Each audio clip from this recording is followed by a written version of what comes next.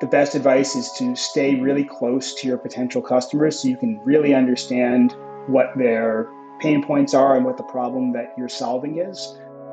Because they won't always be able to tell you exactly what it is, and you learn a lot by observing them and trying to get to the underlying issue without necessarily doing exactly what they've asked for. Trying to do that as far into the growth of the company as you can.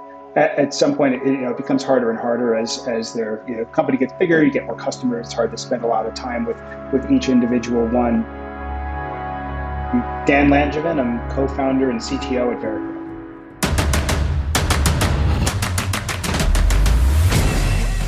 This is Code Story, a podcast bringing you interviews with tech visionaries who share in the critical moments of what it takes to change an industry and build and lead a team that has your back. I'm your host, Noah Labhart, and today how Dan Langevin set out to disrupt an industry and seamlessly connect the flow of insurance data. All this and more on Code Story. Dan Langevin grew up in Madison, Connecticut, east of New Haven. He had a good-sized family, with his dad being an engineer and his mother being a teacher. He grew up around computers and learned how to build websites in high school. Post-college, he didn't think he wanted to be in tech, so he struck out into the field of consulting. It was during this time that he taught himself how to code, built a portfolio, and switched careers into tech. He's married with a 2-year-old and another baby on the way. So free time doesn't really exist for him, but when he can, he likes to spend time outdoors, reading, and exercising. Dan and his co-founder started out building credentialing software, a sort of deep background check on doctors. In creating a way to scrape and pull in accepted insurance, they recognized a broader need for data to be more fluid in the space. It became obvious that a company needed to solve this problem for the space. This is the creation story of Veracred. Veracred is an API middleware company in the InsurTech space. So that means that we connect insurance carriers really in the health and employee benefit space. So think medical, dental, accident, critical illness, disability, the types of insurance that you get through your employer, with these different InsurTech companies that are typically building kind of modern user experiences and want to interact with that data over an API.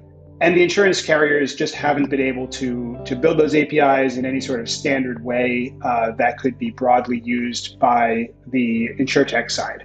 So we sit in the middle. We have a single format where we're able to interact with a modern API for those InsurTech players. And then on the back end, we connect to the insurance carriers in whatever means they need, which oftentimes will be flat files like batch processes and the like. So I was introduced to my co-founder, Mike, who's our CEO, through a mutual friend, actually, who was a co-founder at my previous company. And we just kind of hit it off. He had been in a tangentially related business and recognized the need for standardization in doctor data, provider data. That's actually where we got started. I'll get into how we got into insurance a little bit after. The thing we initially started building was a credentialing platform. It's kind of a deep background check that's done on doctors before they can practice at a hospital or take different types of insurance. And it's done in a fairly inefficient way. So that was what we originally set out to build. And we thought that we would kick that off by pulling in, scraping down data for all of the insurance that doctors take. And that would be, the kind of a first building block. And then as we started to go out and sell that to the InsurTech space, we just recognized this broader need for data transparency and fluidity in the space. And there were all these people who were kind of solving the same problem in not the most efficient way. And it was really obvious that there was a need for a company to just solve that for the space. Well, tell me about the MVP. So that first product you built, how long did it take you to build, and what sort of tools did you use to bring it to life? So we are a Ruby on Rails shop and have been since the beginning. We worked with Pivotal Labs at the very early on. So I built a lot of initial code base along with some of the engineers from Pivotal. And we spent about 4 months building the very first version, which was pulling down public data that was fairly easily available, not any like super complicated scraping or anything at that point. And we built a demo site where we could show how shopping for an insurance plan using this doctor data and which insurance networks and plans they accepted would look to an end user, just using public data. It took us, 3 to 4 months to kind of get to that MVP stage. So with any MVP, right, you got to make certain decisions and trade-offs about, feature cut and what you're going to focus on, technical debt, things like that, right? Tell me about some of those decisions that you had to work through and how you coped with them.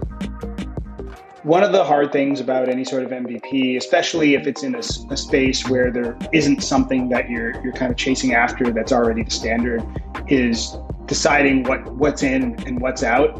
We took the approach of breadth over depth in our initial data set. So we took things that were fairly easy for us to access, so publicly available data from websites, which meant that we could showcase the user experience, but there were a lot of edge cases that we couldn't really cover. And that wasn't the goal, to showcase the product that we had out on the horizon, not necessarily to make it the most useful thing on day one. This episode is sponsored by Vanta. You're a startup founder. Finding product market fit is probably your number one priority. But to land bigger customers, you also need security compliance. And obtaining your SOC 2 or ISO 27001 certification can open those big doors. But they take time and energy pulling you away from building and shipping. And that's where Vanta comes in. Vanta is the all-in-one compliance solution helping startups like yours get audit ready and build a strong security foundation quickly and painlessly. How, you ask? Vanta automates the manual security tasks that slow you down, helping you streamline your audit. And the platform connects you with trusted vCISOs to build your program, auditors to get you through audits quickly, and a marketplace for essentials like pen testing. Join over 8,000 companies, including many Y Combinator and Techstars startups who trust Vanta. Simplify compliance and get $1,000 off at vanta.com/codestory. That's vanta.com/codestory. This episode is sponsored by Kinsta. Between juggling client meetings, managing your website, and keeping up with everyday tasks, who has the time to stress out about website security? Well, with Kinsta, the technical stuff is taken care of, so you can focus on what you do best. Kinsta provides managed hosting for WordPress, offering lightning-fast load times, top-tier security, and unmatched human-only customer support. Whether you're a business owner, web developer, or running a digital agency, Kinsta makes managing your website easy and efficient. Kinsta provides enterprise-grade security, being one of the few hosting providers for WordPress with SOC 2 and other certifications, guaranteeing the highest level of security for your website. Thanks to their unlimited free expert-led migrations, Kinsta ensures a smooth transition for you from other hosting providers. Customers have reported 200% faster load times post-migration to their platform. What I find cool about Kinsta is their fast and reliable customer service and premium features that are included at no extra cost. Ready to experience Kinsta's hosting for yourself? Get your first month free when you sign up at kinsta.com today. That's KINSTA.com. So then, from that point, MVP is good. How did you progress the product from there? And how did you mature it? And I think what I'm interested in most there is how you built your roadmap and how you went about deciding, okay, this is the next most important thing to build. We started out with this, what's a fairly specific and relatively small set of data around insurance carriers that a particular doctor accepts. We expanded that out to all the plans that an insurance carrier offers and how to rate those, so how to calculate the cost for an individual member. And then moved on from that to actually transactions around enrollment and member management. So this is a person has done this rating, they've gotten the rate, they want to buy the plan, and then they want to manage their policy either for an individual or for a whole group. So that was sort of the progression of the product itself. In terms of how we got there, there are a number of inputs. The biggest is listening to customers. And a lot of that's pretty qualitative, right? You talk to leadership at other startups and you get a sense of where the real problems are. And early on, I think this is true for most companies, the leadership teams, or my co-founder and I, were really heavily influencing the roadmap. We were sort of just deciding what goes in. And then as we built out a product team, we federated that out quite a bit. Now our product team is really responsible for building the roadmap, and we kind of give it our blessing, but they're really doing most of the nuts and bolts of actually putting it together. Are you guys executing on an agile basis? Are you waterfall? Are you somewhere in between? Tell me a little bit about that. We're agile, so we do, everybody has their own version of Scrum or Agile. What we do is 2-week iterations. We have roadmap work, which is the things that we've committed to for a given quarter. So we make roadmap commitments at the quarter level, and then we also build out a rolling 12-month roadmap with a little bit less specificity the further out that you go. And then we also have some kind of overflow for any sort of customer issues or urgent things that come up that we reserve some bandwidth for. But we deliver, more often than every 2 weeks. We deliver multiple times a day. There's like CI/CD really throughout all of our deployment pipelines. And so we're pretty automated there. Well, let's switch to team then. So how did you go about building your team? And what did you look for in those people that indicated that they were the winning horses to join you? Building out the team is the most important and most challenging part, really, of any early stage company. So it's a thing that I've spent a decent amount of time thinking about, and gone through some iterations of how we try to attract and evaluate people. But the biggest things that we look for are curiosity and accountability. Curiosity is really, we want people who are curious about the domain, curious about how things work, who want to know about the business and our customers, and really just internalize what the company is all about. And that's sort of their default nature. A lot of engineers are that way naturally, so it's not a huge selection criteria, but it is a thing that we really emphasize throughout the engineering interview process. And it's an important thing that we reiterate to the team really often. The second piece there is around accountability. So this is people who are committed to solve business problems and to get things done and to ship code.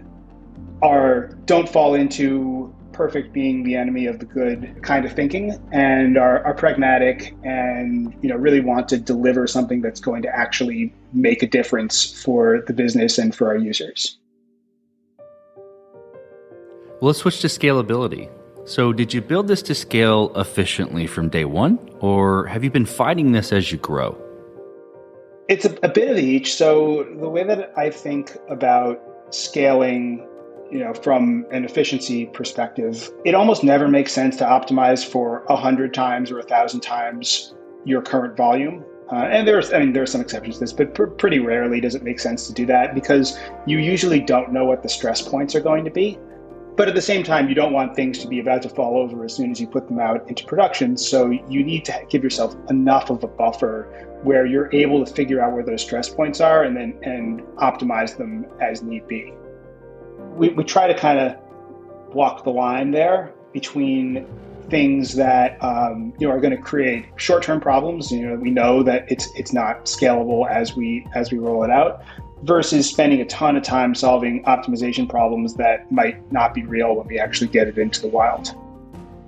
Well, as you step out on the balcony and you look across all that you've built, what are you most proud of? From a systems perspective, I think it is the boundaries that we've been able to keep between our various systems. So the architecture that the team has put together, I think, is really strong and has held up very well, even as we've expanded into different product lines and added to the product offerings. The challenge that we have is that we're taking a whole bunch of different formats, working with different carriers.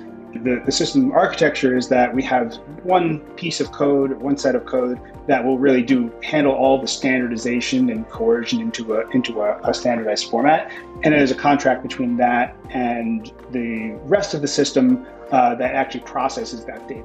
And keeping that contract really helped us to scale things out without creating too much maintenance load and creating sort of clear responsibilities across different teams as to what part of the process they are responsible for.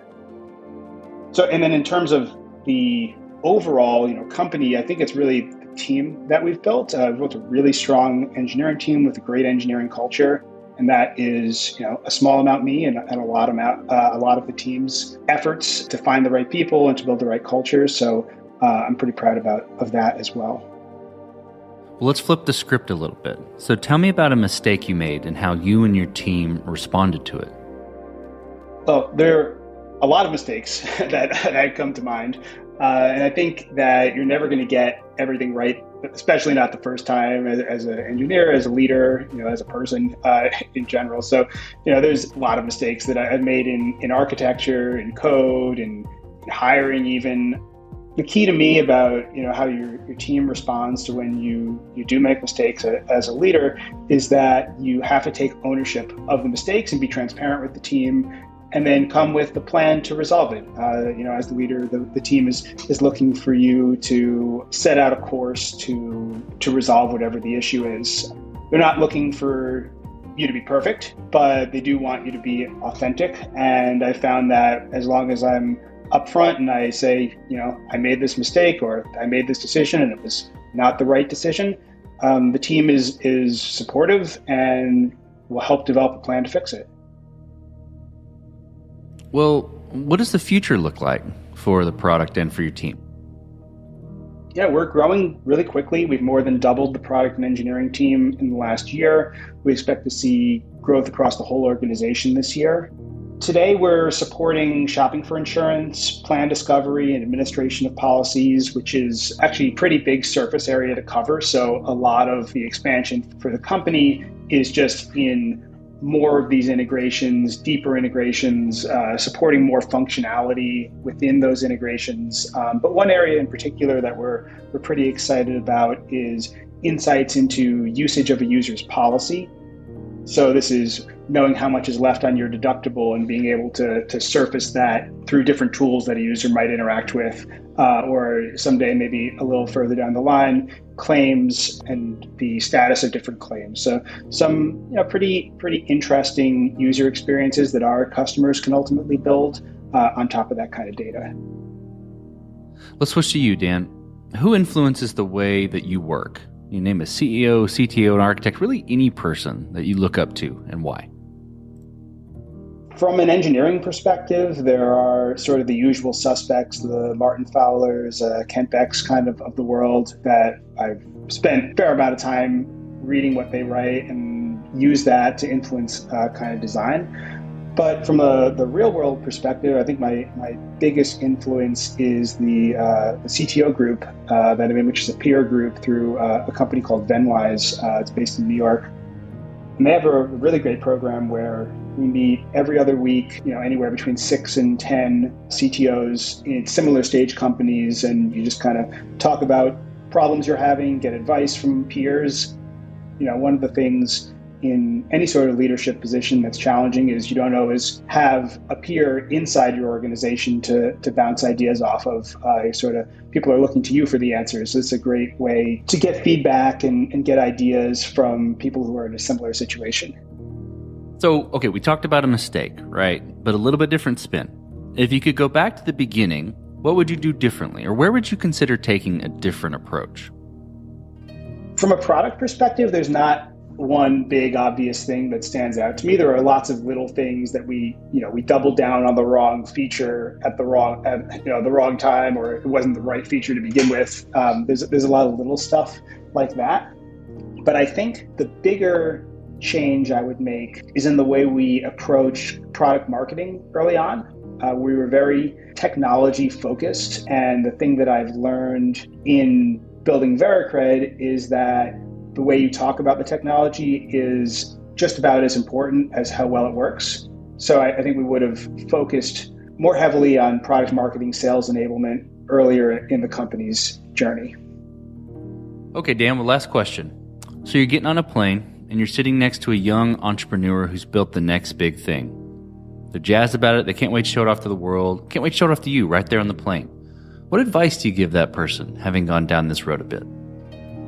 For someone just getting started, I think the best advice is to stay really close to your potential customers so you can really understand what their pain points are and what the problem that you're solving is.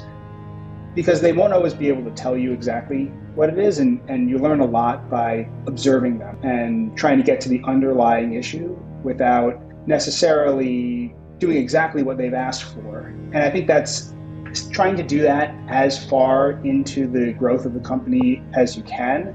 At some point, it becomes harder and harder as their company gets bigger. You get more customers. It's hard to spend a lot of time with each individual one, but try to retain some of that, because really a lot of your best ideas come from those kind of interactions. Well, that's great advice. Well, Dan, thanks for being on the show today. Thanks for telling the creation story of Vericred. All right, thank you for having me. And this concludes another chapter of Code Story. Code Story is hosted and produced by Noah Labhart. Be sure to subscribe on Apple Podcasts, Spotify, or the podcasting app of your choice. Support the show on patreon.com/codestory for just $5 to $10 a month. And when you get a chance, leave us a review. Both things help us out tremendously. And thanks again for listening.